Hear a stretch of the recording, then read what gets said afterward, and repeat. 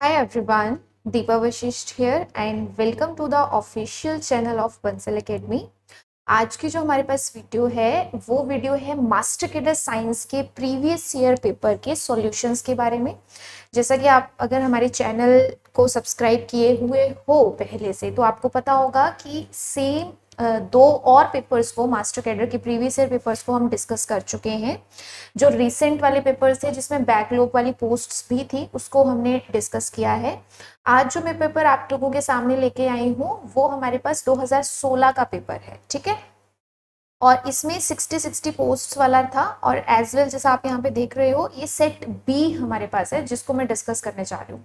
हाँ, क्योंकि साइंस में आपके पास 3 सब्जेक्ट्स रहते हैं तो मैं ये आपको क्लियर कर दूं कि मैं आज यहाँ पे जो डिस्कस करूंगी वो केमिस्ट्री पोर्शन है और केमिस्ट्री में भी ऑर्गेनिक केमिस्ट्री वाले पार्ट को डिस्कस किया जाएगा, ठीक है। So let's start. और अगर आपको बाकी जो जो दो वीडियोस हैं पहले वाली उनके सॉल्यूशंस चाहिए होंगे तो उसका हम जो वीडियो का लिंक है वो डिस्क्रिप्शन बॉक्स में डाल देंगे, ठीक है। चलिए, तो यहाँ पे केमिस्ट्री स्टार्ट होती है इस पेज से। अब इसमें जो ऑर्गेनिक केमिस्ट्री वाला पोर्शन है वो और जो मैं यहाँ पे पढ़ाती हूँ, जो भी ऑर्गेनिक केमिस्ट्री के अंडर पार्ट आ रहा है वो सारा मैं डिस्कस करूंगी। हाँ, जो मेरे नॉलेज में थोड़ा बहुत और एक्स्ट्रा भी होगा वो साथ में मैं बता दूंगी। तो जैसे मेरे पास यहाँ पे ये 5th क्वेश्चन है, ये ऑर्गेनिक का नहीं है बट येस एनवायरमेंटल केमिस्ट्री का है और हर बार एनवायरमेंटल केमिस्ट्री से क्वेश्चन आता है, बहुत सिंपल से क्वेश्चन आते हैं। तो इसको भी मैं यहाँ पे डिस्कस कर रही हूँ। Like global warming is due to increase in the concentration of. तो जो ग्लोबल वार्मिंग है वो किस चीज की कंसंट्रेशन किसकी बढ़ने से हमारे पास बढ़ रही है, इंक्रीज कर रही है। तो जो सबसे ज्यादा इंपॉर्टेंट इसमें मतलब कंपोनेंट रहता है आप कह सकते हो, या ग्लोबल वार्मिंग को बढ़ाने के लिए जिसकी कंसंट्रेशन सबसे ज्यादा मैटर करती है वो हमारे पास है कार्बन डाइऑक्साइड। सो ये सिंपल फैक्ट बेस्ड क्वेश्चन था कि कार्बन डाइऑक्साइड गैस की कंसंट्रेशन अगर एटमॉस्फेयर में बढ़ती है तो ग्लोबल वार्मिंग जो है वो इंक्रीज करती है। सिंपल कंसेप्ट बेस्ड था, पता होगा तो आप कर सकते थे, कोई तुक्का वगैरह नहीं लगना था इस क्वेश्चन में, ठीक है। और अगर मैं यहाँ पे soil erosion is caused by question number 6 की बात करूँ तो वो भी कुछ उसी तरीके का क्वेश्चन है कि जो सॉइल इरोजन है वो किस किस वजह से होता है। तो वाटर की वजह से, डिफोरेस्ट्रेशन, ठीक है, या इंटेंसिव फार्मिंग की वजह से। तो एक्चुअल में यहाँ पे इस क्वेश्चन नंबर 6 का आंसर हमारे पास था डी, क्योंकि वाटर की वजह से भी सोइल इरोजन होता है। अगर आप पेड़ों को काट रहे हो तो उसकी वजह से भी मिट्टी का बहाव बढ़ जाता है, क्योंकि पेड़ों की जड़ें ही तो होती हैं जो मिट्टी को रोक के रखती हैं। तो डिफोरेस्ट्रेशन से भी, अगर इंटेंसिव फार्मिंग करोगे तो उससे भी सॉइल इरोजन होने के चांसेस होते हैं। तो इस क्वेश्चन का आंसर है ऑल ऑफ द 3 अबव। तो इस टाइप के क्वेश्चंस अगर रिपीट होते हैं तो आप लोगों का बेनिफिट हो जाता है, बिकॉज सेम ऐसे ही क्वेश्चन होगा तो क्या कोई ज्यादा टाइम लगेगा नहीं और आप फटाफट उसको आंसर कर सकते हो। ऐसे ही क्वेश्चन नंबर 16 था, ये भी एनवायरमेंटल केमिस्ट्री का था। Ozone in the upper atmosphere absorbs harmful. तो यहाँ पे हमें बताना था कि जो ये ओजोन है ये अपर एटमोस्फेयर में कौन सी हार्मफुल रेडिएशंस को एब्जॉर्ब करती है। हम कहते हैं कि ओजोन लेयर हमारी प्रोटेक्शन कर रही है, तो वो कौन सी हार्मफुल रेडिएशंस को करती है। तो इसका आंसर है harmful UV radiations. That's why हम कहते हैं कि ओजोन लेयर को प्रोटेक्ट करना जरूरी है, क्योंकि ये यूवी रेडिएशन से हमें बचाती है। Now here the organic chemistry part starts with the question number 19। और question number 19 में था the UV spectrum of acetaldehyde shows prominent bands due to। तो जो अपने पास acetaldehyde है वो क्या है, CH3 C double bond O and H। तो इसमें हमारे पास लोन पेयर भी है, पाई बॉन्ड भी है। दैट्स वाई इसमें हमारे पास जो प्रोमिनेंट बैंड्स बन सकते हैं यूवी स्पेक्ट्रम में वो हमारे पास N2 पाई स्टार भी होता है एज वेल पाई2 पाई स्टार भी होता है। दैट्स वाई जो यहाँ पे ट्रांजिशंस की पॉसिबिलिटी है एसिटल्डिहाइड में वो हमारे पास है सी ऑप्शन की, कि N2 पाई स्टार भी हो सकता है और पाई बॉन्ड है तो पाई2 पाई स्टार भी हो सकता है, ठीक है। चलो अगला क्वेश्चन देखते हैं, क्वेश्चन नंबर 20। ये हमारे पास यूवी स्पेक्ट्रोस्कोपी का था, ये क्वेश्चन हमारे पास एनएमआर स्पेक्ट्रोस्कोपी का है। क्वेश्चन नंबर 20 क्या है, that methyl group of methanol. तो पहले तो हम देखते हैं कि मिथेनॉल क्या है। मिथेनॉल है CH3OH। इसमें जो ये मिथाइल ग्रुप है इसकी बात कर रहा है। In its proton NMR spectrum shows a doublet at से 3.5 एंड 3.9 ppm। तो ये कह रहा है कि हमारे पास ये जो मिथाइल है ये शो कर रहा है डबलेट, और डबलेट में होंगी दो लाइंस। ऑब्वियस सी बात है, जो डबलेट है मींस एक ही सिग्नल दो लाइंस में स्प्लिट हुआ है 1:1 में। अब जो एक सिग्नल है हमारे, सॉरी एक ही सिग्नल है, डबलेट तो एक ही है, बट उस एक सिग्नल की जो दो लाइंस हैं, एक है 3.5 ppm पे और दूसरी है हमारे पास 3.9 ppm पे। ये इन्होंने डाटा दिया है कि उस डबलेट की जो दो लाइंस हैं, एक 3.5 पे एक 3.9 पे है। So if NMR probe frequency is 100 megahertz, then the value of spin spin coupling constant यानी J की वैल्यू पूछी थी। अगर मैं इंस्ट्रूमेंट 100 मेगाहर्ट्ज का लेती हूं तो मेरे पास J की वैल्यू क्या होगी। अगर आपको NMR स्पेक्ट्रोस्कोपी का कंसेप्ट क्लियर है तो आप ये क्वेश्चन बड़े आराम से कर सकते हो, बड़ा सिंपल सा कंसेप्ट था। अगर आपको NMR स्पेक्ट्रोस्कोपी के बेसिक कंसेप्ट्स में क्लैरिटी नहीं है तो हम लोगों ने एक वीडियो भी डाला है, NMR spectroscopy in one shot. तो 7-8 घंटे का वो वीडियो है जिसमें आपके सारे बेसिक कंसेप्ट क्लियर हो जाएंगे, तो आप उस वीडियो को भी देख सकते हो, ठीक है। बाकी मैं आपको यहाँ पे बता देती हूँ कि जब हमारे पास J वैल्यू की बात की जाती है, स्पिन स्पिन कपलिंग कांस्टेंट की वैल्यू पूछा जाता है, तो J एक्चुअल में हमारे पास जो एक ही सिग्नल की दो लाइंस होती हैं, इन दोनों लाइंस के बीच का डिस्टेंस होता है। एक ही सिग्नल की दो लाइंस, 3-4 कितनी भी है, तो दो जो लाइंस होंगी उसके बीच के डिस्टेंस को हम कहते हैं coupling constant. So basically J value मेरे पास यहाँ पे आएगी 3.9 माइनस 3.5 ppm, और जब मैं इसको माइनस करूंगी तो मेरे पास आंसर आ जाएगा 0.4 ppm। बट आपको पता होना चाहिए कि कपलिंग कांस्टेंट को हम हर्ट्स में रिप्रेजेंट करते हैं, हम हर्ट्स में रिप्रेजेंट करते हैं, शॉर्ट में लिखते हैं HZ। तो मेरे पास यहाँ हर्ट्स ऑप्शन में भी हर्ट्स दिया था, विच मीन्स मेरे को इस ppm वाली वैल्यू को हर्ट्स में कन्वर्ट करना है।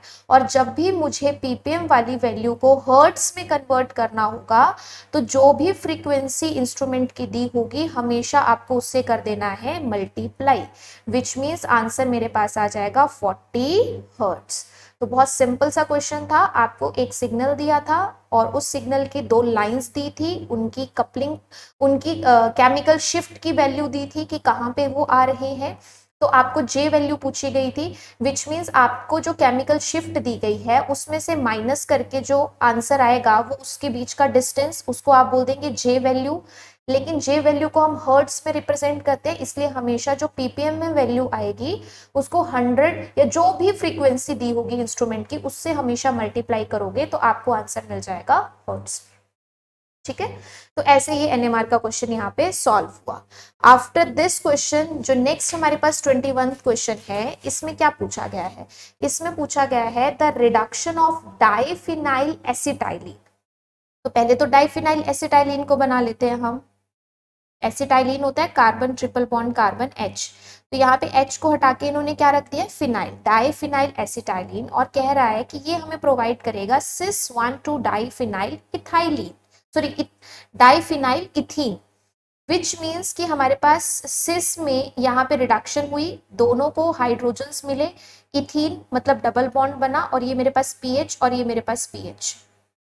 तो जब इस टाइप की रिडक्शन होगी तो हम कौन से रिएजेंट से सबसे बढ़िया कर सकते हैं, जो सिस एडिशन है हमारे पास यहाँ पे दोनों हाइड्रोजन को सेम साइड से हम कैसे डिलीवर कर सकते हैं।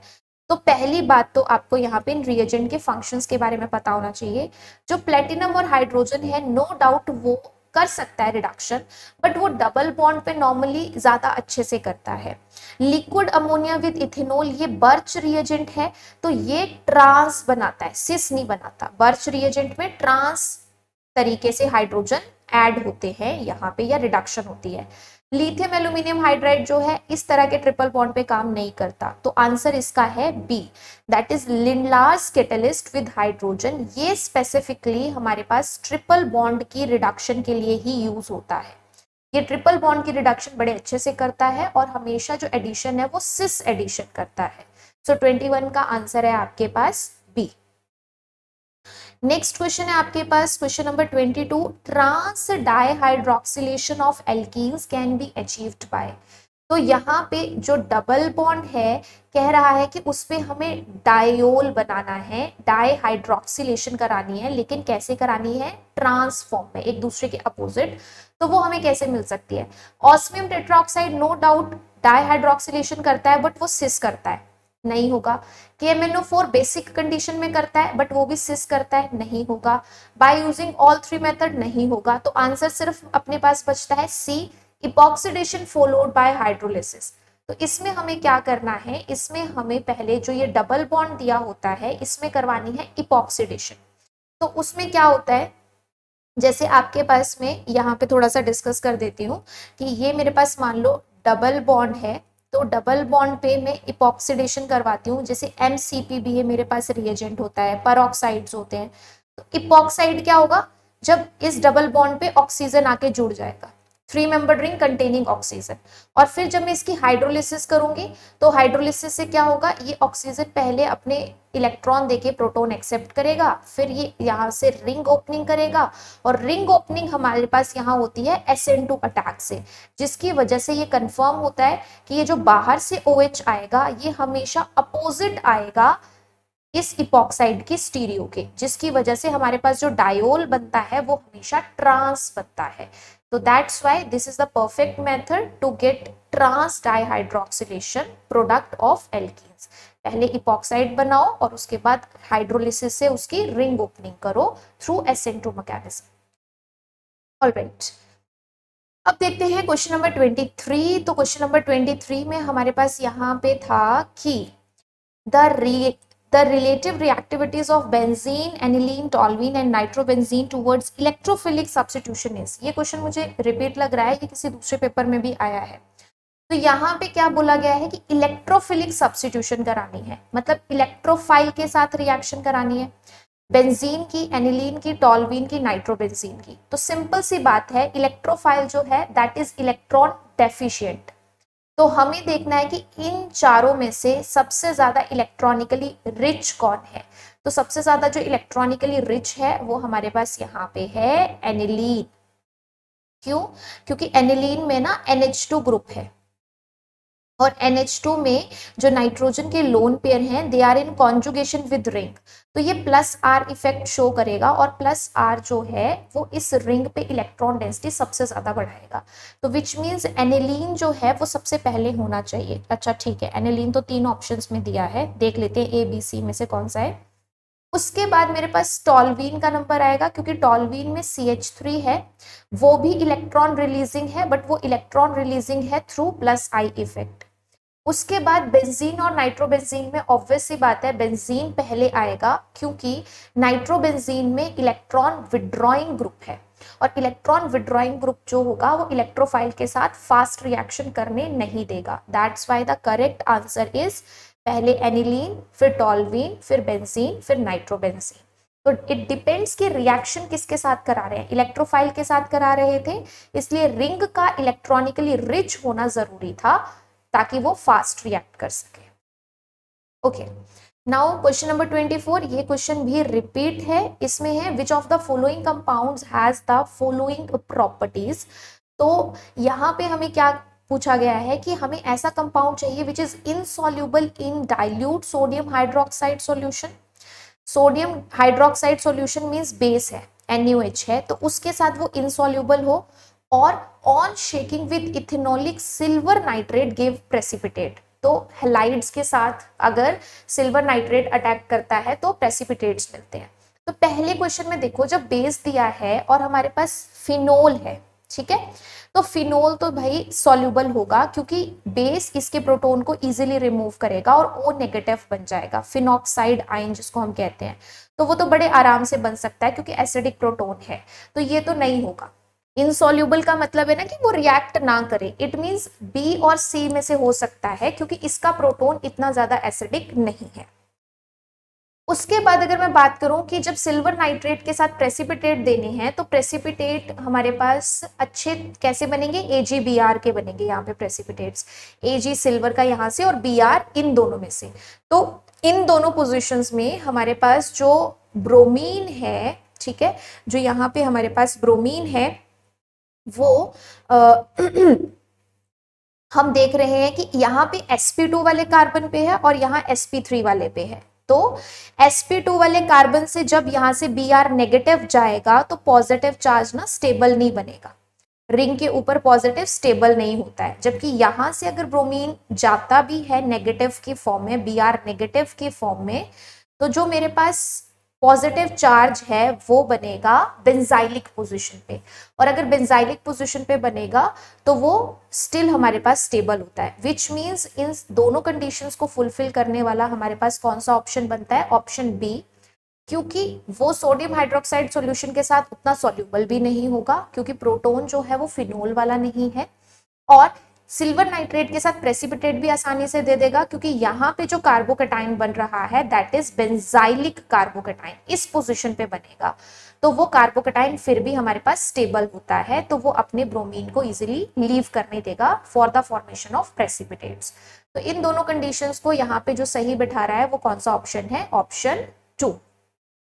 ठीक है, यहाँ पे ओके, लास्ट टाइम वीडियो पे ना किसी ने कमेंट किया था कि एक्सप्लेनेशन मैम बहुत अच्छी है, लेकिन पंजाबी में कहा था कुछ कि काचा माचा कर देता तो सही।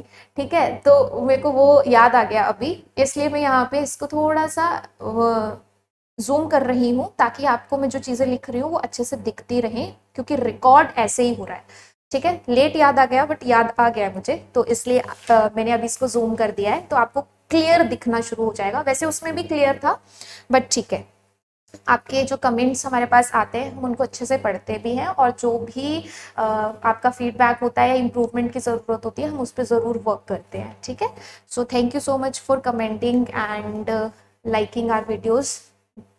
चलिए, तो अब क्वेश्चन नंबर 25 पे बात करते हैं। क्वेश्चन नंबर 25 क्या था? The product of reaction of pure HBr with pure propene is. तो हमारे पास यहाँ पे पहले प्रोपीन का स्ट्रक्चर है, तो प्रोपीन का स्ट्रक्चर होगा CH3 then CH then double bond CH2। ठीक है, ये है प्रोपीन, और इसकी रिएक्शन करा रहे हैं हम प्योर HBr के साथ। तो यहाँ पे हमारे पास लगेगा कौन सा रूल? Markovnikov rule. और मार्कोवनिकॉफ रूल के अकॉर्डिंग इस पोजीशन पे, क्योंकि कार्बोकेटाइन स्टेबल बन सकता है due to this R group, तो जो नेगेटिव वाला पोर्शन होगा वो यहाँ पे आना चाहिए। नेगेटिव वाला जो रिएजेंट का पार्ट होगा वो उस पोजीशन पे आता है जहां पे कार्बोकेटाइन स्टेबल बन सकता है। विच मीन्स मेरे पास जो प्रोडक्ट बनेगा वो कुछ ऐसा बनेगा, CH3 then CHBr then CH2H, H इस पोजीशन पे, Br इस पोजीशन पे। तो इस स्ट्रक्चर को मैं क्या बोलूंगी? ये मेरे पास क्या है? प्रोपेन। और 1 2 देन 3, तो ब्रोमीन कहाँ है? 2 पे, तो मेरे पास ये क्या बन गया? 2 ब्रोमो प्रोपेन।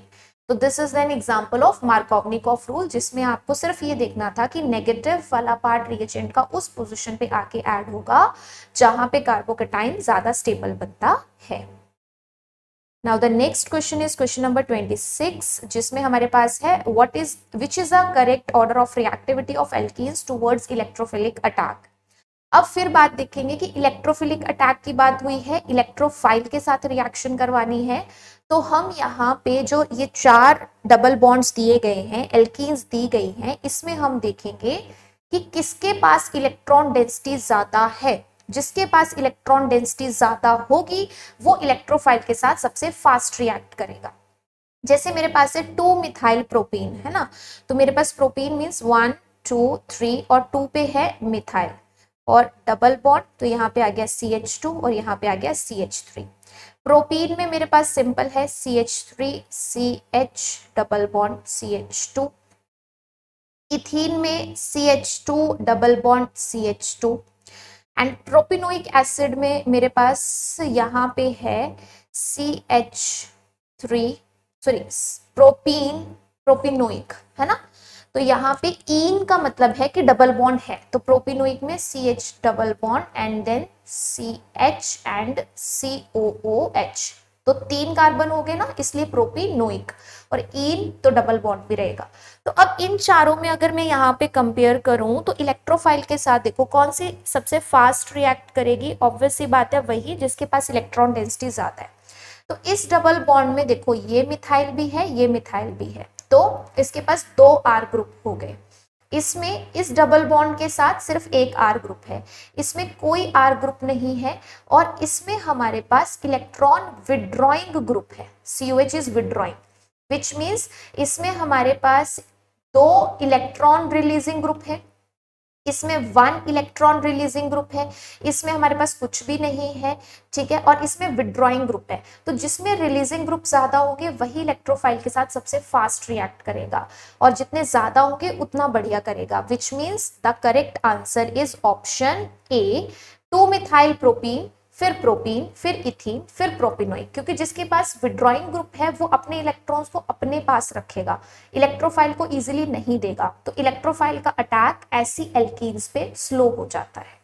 ठीक है जी, चलो नेक्स्ट है क्वेश्चन नंबर 27। तो क्वेश्चन नंबर 27 में था, if cyclopentane reacts with excess chlorine at high temperature, how many dichloropentanes would you expect to be obtained as product. देखो क्वेश्चन को समझो पहले, साइक्लोपेंटेन किसके साथ रिएक्ट कर रहा है, क्लोरीन के साथ, हाई टेम्परेचर पे, और डाइक्लोरोसाइक्लोपेंटेन हमें कितने मिल सकते हैं, कितने हम एक्सपेक्ट कर सकते हैं, ये हमारे पास क्वेश्चन था। तो खुद सोचो, 2 क्लोरीन हमें इस रिंग पे रखनी है ना, तो हम क्या कर सकते हैं, हम यहाँ पे या तो ऐसे रख सकते हैं कि मेरे पास ये मान लो 5 मेंबर रिंग है, तो एक ही कार्बन पे दोनों क्लोरीन है, ये भी डाइक्लोरो हो गया, या फिर मेरे पास हो सकता है कि एक कार्बन पे फिर उसकी दूसरी कार्बन पे क्लोरीन है, या फिर पॉसिबिलिटी है कि एक कार्बन पे फिर उसके तीसरे पे। अब मैं चौथे पे रखने जाऊंगी ना तो वो 1 4 नहीं होगा, वो मेरे पास यहां से 1 2 3 ही हो जाएगा। तो मैक्सिमम मेरे पास या तो दोनों क्लोरीन 1 1 पोजीशन पे हो सकते थे, या 1 2 पे हो सकते थे, या 1 3 पे हो सकते थे इन साइक्लोपेंटेन, विच मीन्स मुझे जो डाई क्लोरोसाइक्लोपेंटेन्स हैं वो सिर्फ यहाँ पे कितने मिल सकते हैं, वो मुझे 3 ही मिल सकते हैं, जो मैंने यहाँ पे ड्रॉ करके बताए।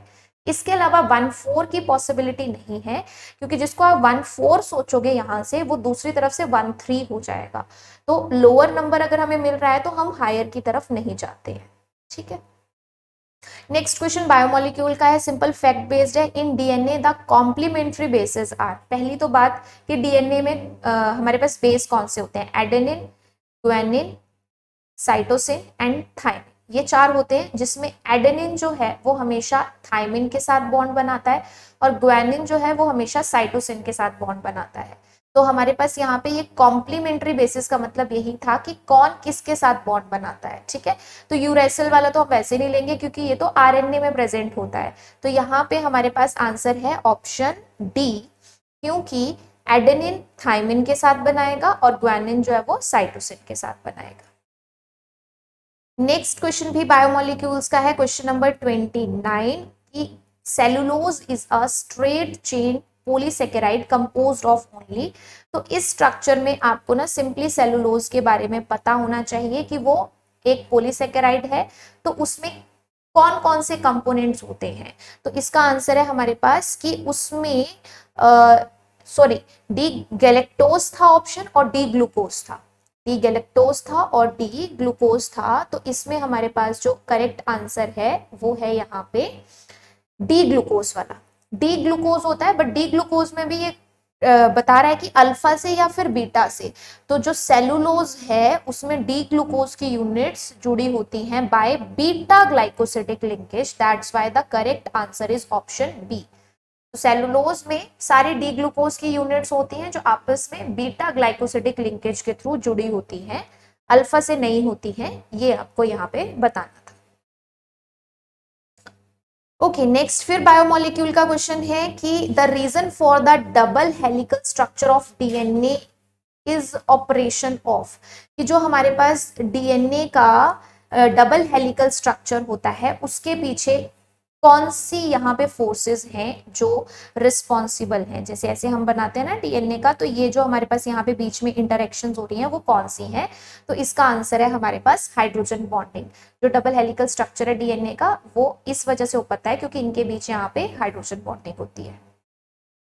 नेक्स्ट क्वेश्चन नंबर 31 है हमारे पास। 31 क्वेश्चन में बोला गया है that from the following the strongest base is, strongest base बताना है। नाउ बेस क्या होता है, which can donate it's electron, which can donate it's electron easily, जो अपने इलेक्ट्रॉन इजिली डोनेट कर सके। तो यहाँ चारों में हमने देखना है। देखो पहली बात तो नाइट्रो जब आ गया तो nitro is electron withdrawing group, तो चाहे ऑर्थो पे है चाहे पैरा पे है वो इजीली डोनेट नहीं करने देगा। अगर ऑर्थो पे नाइट्रो है तो वो भी विड्रॉइंग ग्रुप है, अगर पैरा पे नाइट्रो है तो वो भी विड्रॉइंग ग्रुप है। तो जो नाइट्रोजन के लोन पेयर हैं वो इजीली डोनेट करने उनको नहीं देगा, क्योंकि विड्रॉइंग ग्रुप चाहेगा कि मेरी तरफ इलेक्ट्रॉन आए। तो बी और डी का ऑप्शन तो नहीं बनता है। एनिलीन और बेंजाइल अमीन में हम कंपेयर कर सकते हैं। एनिलीन में मेरे पास जो NH2 है वो ऐसे रिंग के साथ डायरेक्ट अटैच्ड है, और जो बेंजाइल अमीन है उसमें मेरे पास पहले यहाँ पे है CH2, उसके बाद है NH2। विच मीन्स दोनों में क्या डिफरेंस है कि यहाँ पे नाइट्रोजन के जो इलेक्ट्रॉन है they are in conjugation with ring, जबकि यहाँ पे वो फ्री है। तो इट मीन्स दोनों में से अगर बाहर प्रोटॉन इंतजार कर रहा है कि इलेक्ट्रॉन चाहिए, क्योंकि बेस तो वो तभी होगा जब वो अपने इलेक्ट्रॉन बेस प्रोटॉन को दे सकेगा, तो दोनों में से कौन बेटर डोनर होगा? बेंजाइल अमीन, क्योंकि वो अपने सिस्टम के साथ इन्वॉल्व नहीं है। जबकि एनिलीन का क्या है, एनिलीन अपने सिस्टम के साथ बिजी है, तो अपने सिस्टम में रेजोनेंस करता रहेगा, तो जो बाहर प्रोटॉन है उसको आसानी से डोनेट नहीं कर पाएगा। दैट्स वाई स्ट्रॉन्गेस्ट बेस वो होता है जो प्रोटॉन को अपने इलेक्ट्रॉन सबसे फास्ट डोनेट करता है, और उसके लिए उसका अपने सिस्टम में रेजोनेंस कॉन्जुगेशन में इन्वॉल्व ना होना जरूरी होता है। तो इस CH2 की वजह से इसकी कॉन्जुगेशन नहीं होती है रिंग के साथ, दैट्स वाई ये इजीली डोनेट कर देता है और ये एक अच्छा बेस कहलाता है। ठीक है, देन हमारे पास यहाँ पे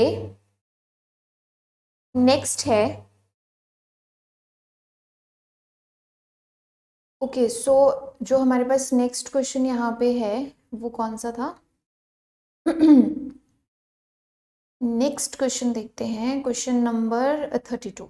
ठीक है, क्वेश्चन नंबर 32 में हमारे पास था the expected product in the formation in the following sequence of reactions is. तो हमारे पास इसमें होता क्या है कि सबसे पहले ये देखो हमारे पास एनिलीन है, एसिटिक एनहाइड्राइड है, तो हमारे पास इस रिएक्शन में NH2 के लोन पेयर अटैक करते हैं एसिटिक एनहाइड्राइड पे।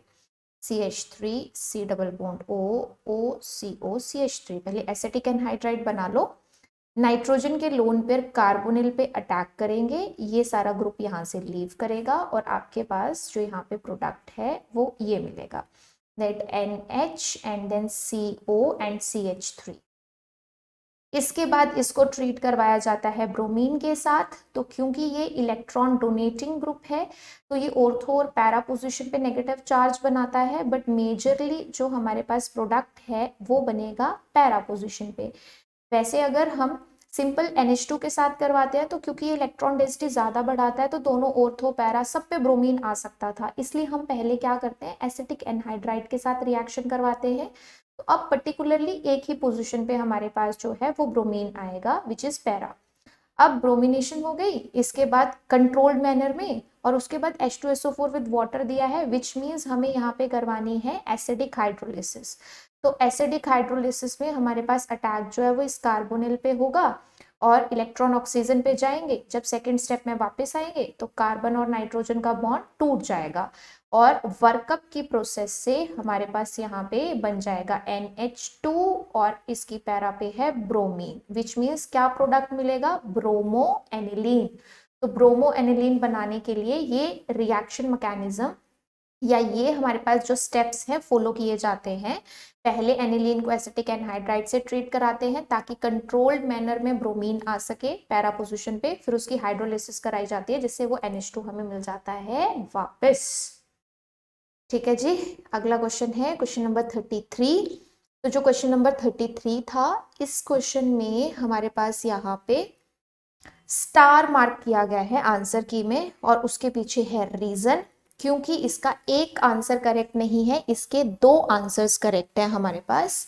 ए भी सही है इसका और जो डी ऑप्शन है वो भी सही है, क्योंकि इन्होंने यहाँ पे क्या कहा था कि एसीटोन और एसिटल्डिहाइड, एसीटोन आपके पास हो गया ये और एसिटल्डिहाइड हो गया एक aldehyde CH3 C double bond OH।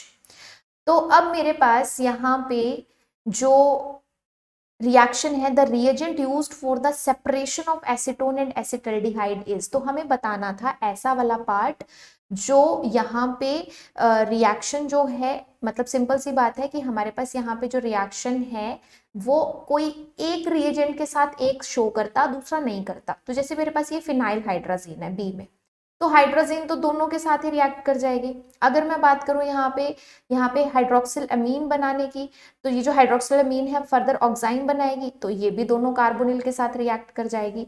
Which means यहाँ पे हमारे पास पर्टिकुलरली कोई एक ऐसा रिएजेंट चाहिए था जिसमें मान लो ये कीटोन है, ये एल्डिहाइड है, तो एक रिएक्ट करे दूसरा नहीं करे।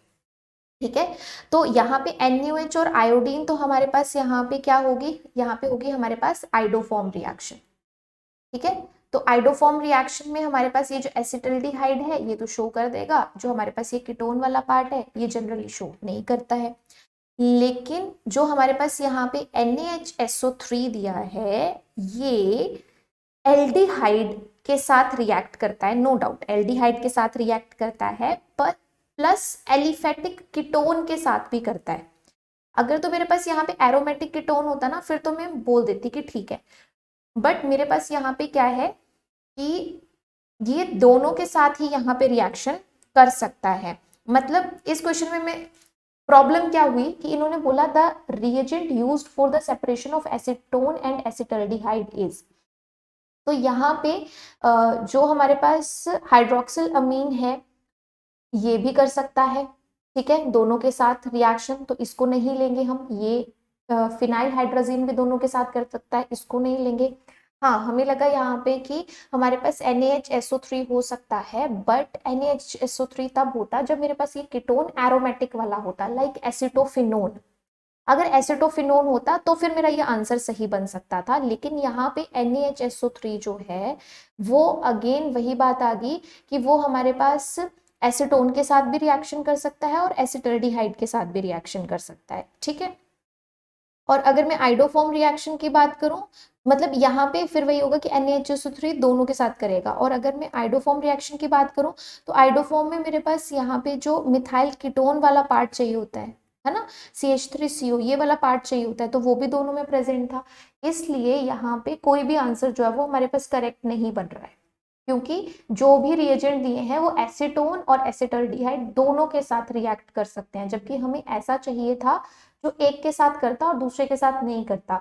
तो ये क्वेश्चन हमारा, अगर इसका ए ऑप्शन सही बनाना होता हमें, तो तब बन सकता था जब एसीटोन की जगह होता एसिटोफिनोन, तो वो एरोमेटिक कीटोन होता, फिर एरोमेटिक कीटोन के साथ NaHSO3 रिएक्ट नहीं करता और एल्डिहाइड के साथ कर जाता, तो हम उनको सेपरेट कर सकते थे। बट यहाँ पे जो भी कंडीशंस दी गई थी एसीटोन और एसिटल्डिहाइड के साथ दोनों ही रिएक्ट कर रहे थे, इसलिए हम यहाँ पे इनको सेपरेट नहीं कर पाए। तो इस क्वेश्चन का ना सबको मार्क्स मिले थे, ग्रेस मार्क्स था, क्योंकि ये क्वेश्चन ही गलत दिया गया था। ओके, अब नेक्स्ट क्वेश्चन है क्वेश्चन नंबर 34। तो 34 में हमारे पास यहाँ पे है कि बताओ इस रिएक्शन के थ्रू क्या प्रोडक्ट बनेगा। तो पहले तो हम समझते हैं कि हमें यहाँ पे क्या क्या दिया गया था। ठीक है, तो फर्स्ट हमें दिया है यहाँ पे एक एल्डिहाइड, दूसरा भी हमारे पास है यहाँ पे एक एल्डिहाइड, सो CH3CHO ये दिया था। और इसको अगर मैं NaOH के साथ ट्रीट कराती हूँ, NaOH इज बेस, तो बेस क्या कर सकता है, एसिडिक प्रोटोन निकाल सकता है। और एसिडिक प्रोटोन कौन सा होगा, कार्बोनिल की अल्फा पोजीशन पे, तो कार्बोनिल की अल्फा पे ये प्रोटोन एसिडिक था, तो इस बेस ने क्या किया, इस प्रोटोन को रिमूव किया। इससे हमारे पास यहाँ क्या बन गया, एक न्यूक्लियोफाइल। और जब दूसरा हमने यहाँ पे सबस्ट्रेट देखा जिसमें कोई एसिडिक प्रोटोन नहीं था, फॉर्मेल्डिहाइड दिया था, तो वो हमारे पास एक्ट करेगा एज इलेक्ट्रोफाइल। तो this CH2 negative will attack on this carbon, और उसकी वजह से इनके बीच होगी हमारे पास यहाँ पे कंडेंसेशन रिएक्शन, जिसको आप एल्डोल कंडेंसेशन बोलते हो ना, बस वही। तो अब मेरे पास यहाँ पे ये CH2 था, C डबल बॉन्ड OH था, और इस कार्बन का एक नया बॉन्ड बना है इस कंडेंसेशन में, और वो कहाँ बना है, प्रॉपर हम देखते हैं कैसे बना है। तो इस CH2 का हमारे पास इस कार्बन का एक नया बॉन्ड बना, जिस कार्बन के साथ दिस वन, इसके पास क्या है, इसके पास है अभी O नेगेटिव, जब इलेक्ट्रॉन जाएंगे, बट फिर वो प्रोटोन लेके बना देगा OH। तो जब भी एल्डोल कंडेंसेशन होती है ना, एल्डोल कंडेंसेशन में एक स्टेप आगे एक्स्ट्रा होता है, और वो एक्स्ट्रा स्टेप होता है डिहाइड्रेशन का, वाटर के रिमूवल का। जिस कार्बन से हमने प्रोटॉन निकाला है उसी कार्बन से एक और हाइड्रोजन जाता है, हाइड्रोजन जाके डबल बॉन्ड बनता है और ये OH निकल जाता है, विच मीन्स यहाँ दोनों के बीच आएगा, इन दोनों के बीच आएगा क्या, double bond. So this was the example of, ये जो फर्स्ट रिएक्शन हमारे पास थी, ये हमारे पास एग्जांपल यहाँ पे एल्डोल कंडेंसेशन का था। तो यहाँ पे रह गया CH, आगे है मेरे पास C डबल बॉन्ड OH, यहाँ पे बनेगा डबल बॉन्ड और यहाँ पे है CH2। फर्स्ट रिएक्शन होगी NaOH हीट की प्रेजेंस में एल्डोल कंडेंसेशन, उसके बाद दिया था HCN। तो हमें पता है कि HCN जो होता है वो एल्डिहाइड पे, ये जो कार्बोनिल है इस पे देता है एडिशन रिएक्शन। तो फर्दर HCN से यहाँ साइनाइड का अटैक होगा और ये बनेगा OH। तो हमारे पास ये हो गया इस टाइप से कुछ, CH2 डबल बॉन्ड CH और जहाँ एल्डिहाइड था वहां बनेगा OH और बाहर से क्या अटैक कर रहा है, साइनाइड, और एक H इसके पास था। तो ये मेरे पास यहाँ पे बन गया after the addition reaction of hydrogen cyanide. लेकिन उसके बाद भी ना H3O+ की कंडीशन दी गई थी, विच मीन्स एसिडिक हाइड्रोलिसिस। और एसिडिक हाइड्रोलिसिस अगर हम साइनाइड की करवाते हैं तो वो डेफिनेटली कार्बोक्सिलिक एसिड में कन्वर्ट होता है, विच मीन्स मेरे पास यहाँ पे कंप्लीट रिएक्शन जो थी वो कुछ इस तरीके से होनी थी। हमें इसको निग्लेक्ट नहीं करना था, पहले एल्डोल कंडेंसेशन, फिर एडिशन रिएक्शन, फिर एसिडिक हाइड्रोलिसिस, और उसके अकॉर्डिंग हमारे पास यहाँ करेक्ट आंसर बनता है फर्स्ट, जिसमें साइनाइड कंप्लीटली ऑक्सीडाइज होके एसिड में कन्वर्ट होगा। तो इस तरीके से ये क्वेश्चन नंबर 34 जो था हमारा सॉल्व होगा। ठीक है, नेक्स्ट हमारे पास यहाँ पे है 35th जो क्वेश्चन, वो है the product Z in the following sequence of reactions is. तो इस रिएक्शन में हमें यहाँ पे बोला गया था कि देखो पहले अल्कोहल दिया है, फॉस्फोरस और आयोडीन के साथ रिएक्ट करते हैं तो हमें क्या मिलता है, तो हमें X जो है वो एक सब्स्टिट्यूशन रिएक्शन का प्रोडक्ट मिलेगा जिसमें OH की जगह आयोडीन होगा। ठीक है, जब भी हमारे पास फॉस्फोरस आयोडीन के साथ ऐसे अल्कोहल की रिएक्शन होती है तो सब्स्टिट्यूशन होती है, OH हट जाता है, उसकी जगह हैलाइड आ जाता है जैसे आयोडीन। अब इसकी रिएक्शन अगर मैं फर्दर मैग्नीशियम और ईथर के साथ करवाती हूँ तो मेरे पास यहाँ पे ऑक्सीडेटिव इंसर्शन होती है और उससे बनता है ग्रिग्नार्ड रिएजेंट, मतलब कार्बन और आयोडीन के बीच में मैग्नीशियम इंसर्ट हो जाता है। तो ये मेरे पास क्या हो गया R, ये मेरे पास क्या हो गया Mg, और आयोडीन मेरे पास यहाँ पे क्या हो गया X, तो क्या बन गया ग्रिग्नार्ड रिएजेंट।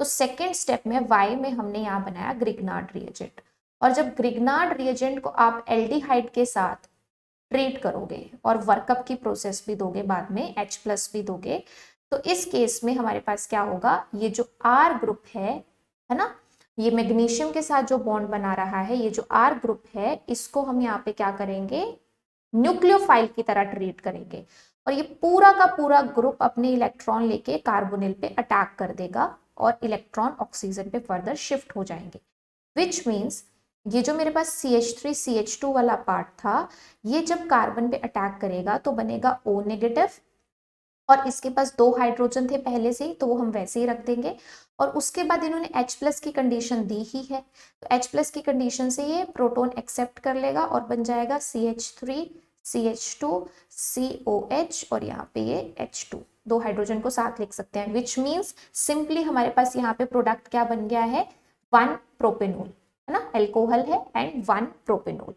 तो जो क्वेश्चन नंबर 35 था उसका आंसर है हमारे पास करेक्ट कौन सा, D, 1 propanol. Now the next question is question number 36. The product of acid catalyzed hydration of 2-phenylpropene is. तो 2-phenylpropene की अगर हम एसिड कैटेलाइज्ड हाइड्रेशन कराते हैं तो हमारे पास क्या प्रोडक्ट बनेगा, सिंपल सी बात है, यहाँ पे मार्कोवनिकॉफ रूल वगैरह ही अप्लाई होगा। ठीक है, कैसे होगा देख लेते हैं। 2-phenylpropene, 1 2 3, 2 पे है फिनाइल, प्रोपीन है इसलिए डबल बॉन्ड्स, और यहाँ पे हमारे पास आ जाएगा CH3, बन गया। अब इसको हमने यहाँ पे ट्रीट करवाना है किसके साथ, हाइड्रेशन, एसिड कैटेलाइज्ड हाइड्रेशन, विच मीन्स हमें यहाँ पे देना है H+ with water, acid catalysed hydration. तो यहाँ पे हाइड्रेशन होगी, सिंपल सी बात है, एक OH नेगेटिव आएगा और एक H पॉजिटिव आएगा। तो OH नेगेटिव जो होगा वो हमारा उसी पोजीशन पे आना प्रेफर करेगा जहां पे कार्बोकटाइन स्टेबल बन सकता है, which means at this position. तो मार्कोवनिकॉफ रूल के अकॉर्डिंग हम इस पोजीशन पे ले आएंगे OH,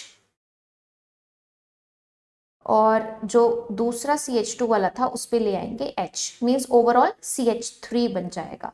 तो इस प्रोडक्ट को अगर मैं मार्कोवनिकॉफ रूल के अकॉर्डिंग यहाँ पे देखूं तो मेरे पास क्या बना, यहाँ पे बना सिंपली, मतलब एल्कीन की रिएक्शन थी, हाइड्रोकार्बन्स का क्वेश्चन है ये, और कुछ नहीं है, ठीक है।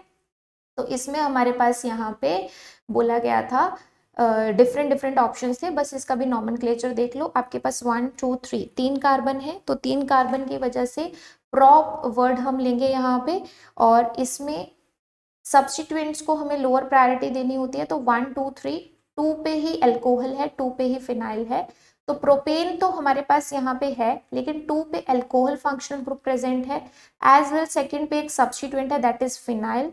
तो इसका करेक्ट आंसर होगा option C, means 2 phenyl 2 propanol. 2 पे फिनाइल 2 पे प्रोपेनोल, 3 कार्बन है, तो 36 का आंसर हो गया ऑप्शन सी। आफ्टर दैट जो मेरे पास यहाँ पे एक और क्वेश्चन लास्ट बचता है इस पेपर का, ऑर्गेनिक केमिस्ट्री का, that is acrylic acid reacts with HBr to give. तो मेरे पास एक्राइलिक एसिड क्या होगा, जब डबल बॉन्ड पे COH होगा, जैसे विनाइलिक होता है ना, वही एक्राइलिक। तो हम यहाँ पे डबल बॉन्ड पे COH देख रहे हैं और कह रहे हैं कि HBr के साथ इसकी रिएक्शन करानी है। सेम डबल बॉन्ड पे ना HBr की एडिशन होगी, और HBr में ब्रोमीन पे नेगेटिव, हाइड्रोजन पे पॉजिटिव चार्ज आएगा according to their electronegativity, which means हमें यहाँ पे जो नेगेटिव वाला पार्ट है वो उस पोजीशन पे रखना है जहां पे कार्बोकटाइन स्टेबल बने। तो ऑब्वियस सी बात है, ये एक और ये दो पोजीशंस हैं, तो दोनों में से इस COH, क्योंकि ये इलेक्ट्रॉन विड्रॉइंग ग्रुप है, ये जितना दूर रहेगा उतना कार्बोकटाइन यहाँ पे स्टेबल बनेगा। इस पोजीशन पे, क्योंकि विड्रॉइंग ग्रुप से जितना दूर होगा यहाँ पे कार्बोकटाइन ज्यादा स्टेबल बनेगा, विच मीन्स ये जो मेरे पास नेगेटिव वाला पार्ट है जो रिएजेंट का, वो इस पोजीशन पे आना चाहिए, यानी ब्रोमीन इस कार्बन पे आया तो हाइड्रोजन इस कार्बन पे आएगा, और हमारे पास यहाँ पे मार्कोवनिकॉफ रूल के अकॉर्डिंग हो जाएगी एडिशन, जिसको मैं सिंपली लिखूं तो मेरे पास ये होगा Br, then CH2, then CH2, then COOH, ये प्रोडक्ट बनेगा। तो Br CH2 CH2 COH। सो इस क्वेश्चन का करेक्ट आंसर है हमारे पास ऑप्शन ए। तो ये भी एल्कीन की रिएक्शन थी, ऊपर वाली भी एल्कीन हाइड्रोकार्बन्स की रिएक्शन थी, और दोनों में ही हमने एडिशन जो की है that is according to Markovnikov rule. So इस पेपर में हमारे पास ऑर्गेनिक केमिस्ट्री के यही वाले क्वेश्चंस थे जो मैंने आप लोगों के साथ डिस्कस किए हैं। आई गेस अप्रॉक्स 22 क्वेश्चंस हैं ये, और अगर इनमें से कोई भी क्वेश्चन आपके पेपर में रिपीट होता है तो अच्छी बात है, आप बड़े आराम से उन क्वेश्चंस को कर सकते हो। अदरवाइज अगर इन कंसेप्ट से मिलता जुलता ये कुछ आता है तो भी आप सेम कंसेप्ट अप्लाई कर सकते हो। So all the very best for your preparation. अभी 3-4 दिन ही बचे हैं, ज़्यादा टाइम है नहीं, तो अच्छे से जम के पूरा मन लगा के मेहनत कर लो। बाकी जो भी रिजल्ट आएगा वो सब मंजूर रखना, क्योंकि जिसने जितनी अच्छी मेहनत की होगी, जो जितना ज़्यादा डिजर्विंग होगा, उसी के लिए वो पोस्ट इंतज़ार कर रही होगी, ठीक है। तो अपनी मेहनत पे भरोसा रखो, जम के मेहनत कर लो, बाकी जो भी रिजल्ट आएगा वो सब ठीक है, क्योंकि दो ही चीज़ें हो सकती हैं, या तो सक्सेस या तो फेलियर। सक्सेस मिली बहुत अच्छी बात है, आप डिजर्विंग थे, आपने मेहनत की थी, मिल गई। अगर फेलियर मिलता है तो आपको बहुत कुछ सीखने को मिलता है। जो इंसान फेलियर से होके निकलता है ना, वो ज़्यादा तपा हुआ होता है और उसके पास ज़्यादा तजुर्बा होता है, नेक्स्ट टाइम वो उन गलतियों को नहीं करता है। तो दैट्स वाई जो भी रिजल्ट होगा उसको बिल्कुल पॉजिटिवली लेना है, लेकिन अभी के लिए रिजल्ट की टेंशन बिल्कुल नहीं करनी है, अपना कर्म करना है, फल की चिंता नहीं करनी है। So again all the very best to all of you. अच्छे से पढ़ाई करो, एंड आई होप आप सब लोग ये पेपर क्रैक करके आओ, ठीक है। चलो, thank you and take care, bye bye.